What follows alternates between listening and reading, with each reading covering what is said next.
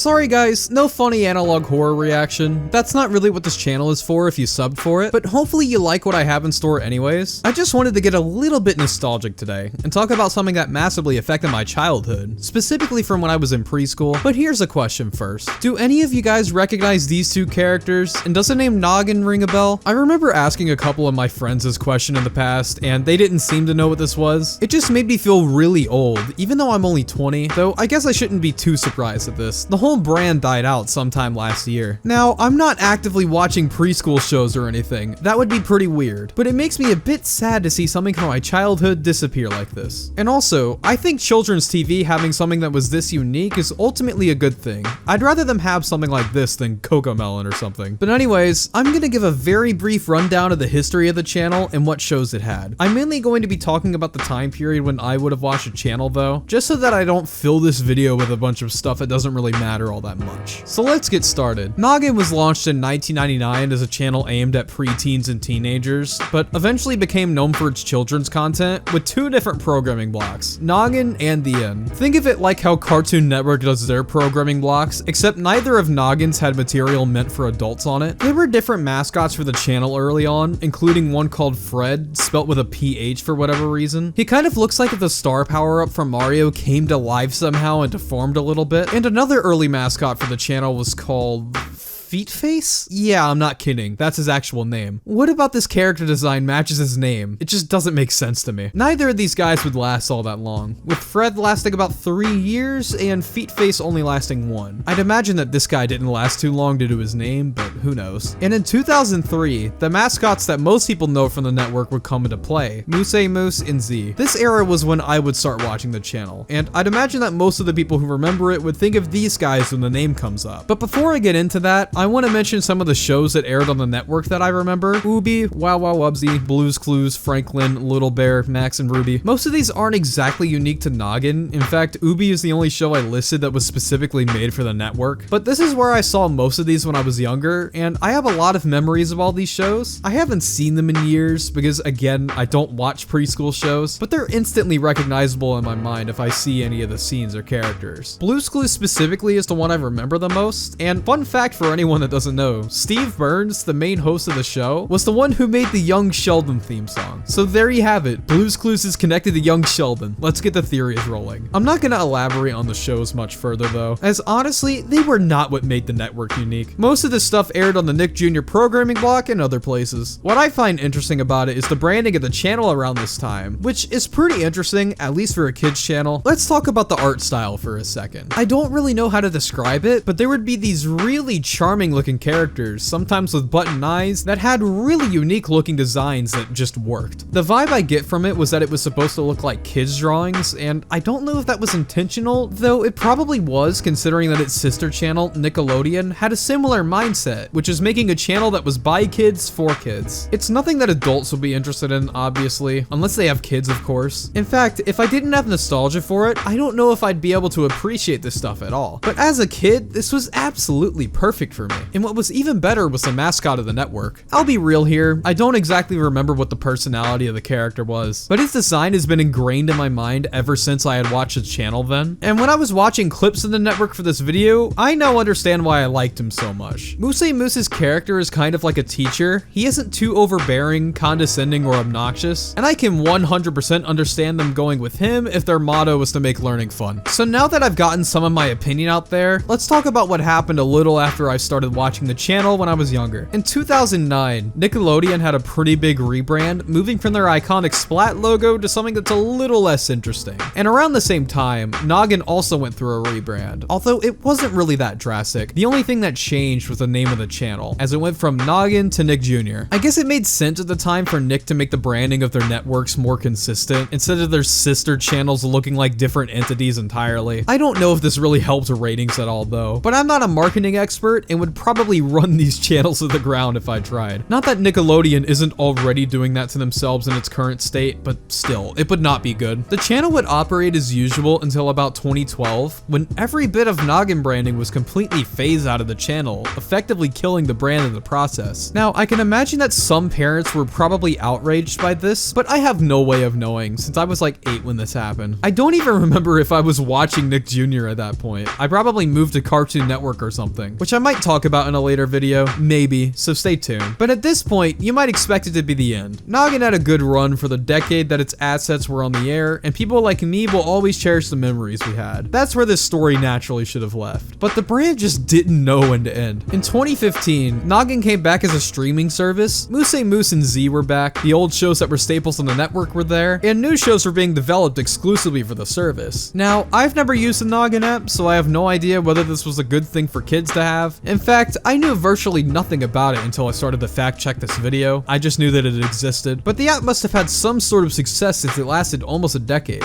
And then in 2024, it got shut down. The only life from the brand that has been seen since then is that their website got updated in October, and it looks like this. So they might be planning something new for the future. I don't know if it'll be all that successful, but who knows. At least for the moment, Noggin is dead. And it's kind of a sad sight to see as someone who grew up with the brand, but it's also not that surprising to see it go. There have been so many subscription services that have different bits of content on it that it could be pretty confusing, and I don't know how many people are in the market to get into one that is exclusively for kids. It's not really the app's fault, just a changing market around them. Hopefully the brand can come back in a big way, but probably not. Anyways, that's the end of the video, and just to clarify in case my audience gets filled with people who are only here for one type of content, videos like this are usually one-offs for me, and I move on to whatever else I'm interested in. So this is the first and probably last time I'll talk about a TV network in depth, other than maybe Cartoon Network, but that's it. Same with analog horror stuff. I don't want to put myself in a box by just talking about one type of thing. If you want something that's more consistent, I focus solely on commentary content on my main channel, so sub to that if you want, and yeah, I'll be taking my leave now. Oh yeah, one last thing. #FLM.